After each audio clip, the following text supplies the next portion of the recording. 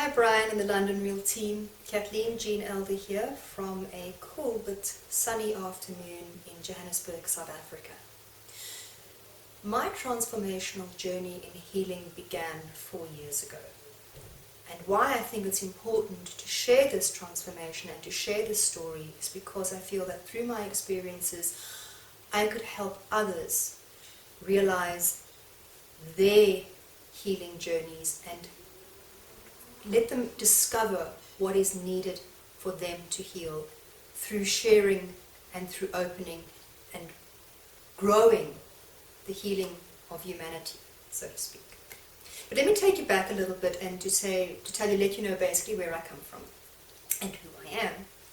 So I'm a dancer, and I spent my 20s in Asia dancing in various dance companies, and this is also where I studied yoga and other Eastern modalities. So basically I came back to South Africa rather reluctantly, I might add, more about that some other time, and I also started teaching Pilates and yoga, and then let's go now to those 4 years ago. 4 years ago I looked to be in a pretty good position as far as my career was going. I had up my own Pilates business. I was teaching yoga courses for a top fitness facility. I was the top yoga consultant on a television show here, a health show. So by all extensive purposes, I was doing really well. But all my energy was focused externally. So the universe does what the universe does, and it said, time to sort of reassess everything. So in May of 2016, I contracted a rare autoimmune disease called Gillian-Barre syndrome. Basically, my immune system, it tapped my nervous system. It rendered me completely paralyzed. My organs were shutting down. I ended up in ICU on a ventilator. The only thing I could move was my eyes. It was later discovered that I contracted this autoimmune condition because I had just completed the course of the Gardasil vaccine.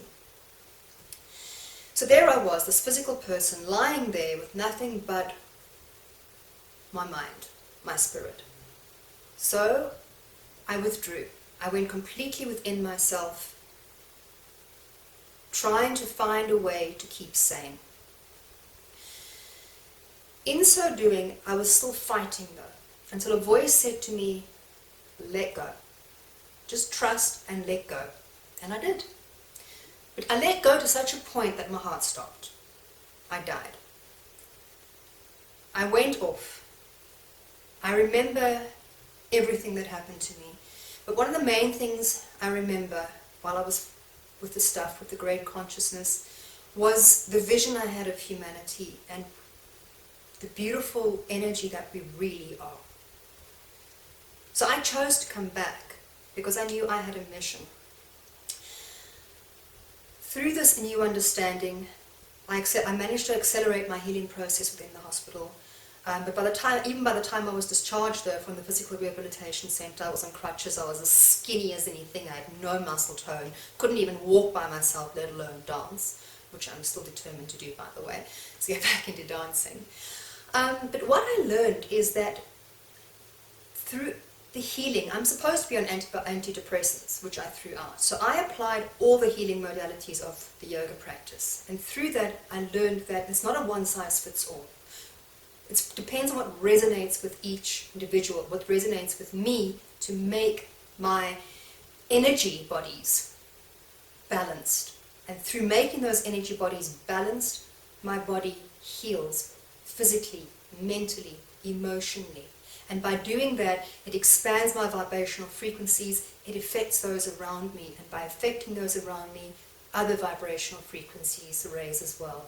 So basically my mission is to help guide others to find what works for them, whether it's sound, whether it's movement, whether it's breath work, whether it's a combination, whatever it is that you or each individual feels they need to heal. And by healing themselves, they help heal humanity. So I choose me. I'm turning 50 this year, Brian, and for me that's a rebirth. I had a 30-minute phone call with one of your coaches and it completely put things in perspective, so that I know that with what I have to share combined with you and your team, we could just completely take this to a whole new level.